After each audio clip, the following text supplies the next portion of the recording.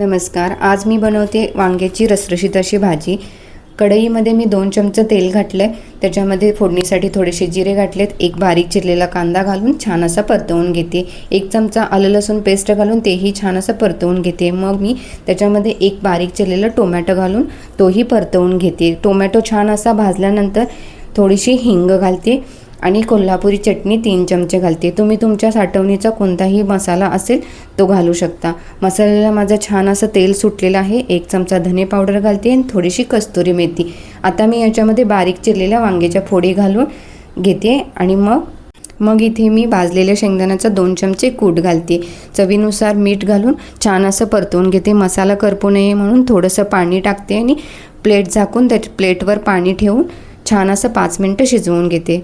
वांगं माझं छान असं शिजलेलं आहे, रसरशीत असं झालेलं आहे. बघा, छान असं शिजलेलं आहे. तयार आहे वांग्याची भाजी. ह्याच्यावर थोडीशी कोथिंबीर टाकायची आणि तयार झाली भाजी आपली. आवडली असेल तर लाईक, शेअर आणि सबस्क्राईब नक्की करा. थँक्यू.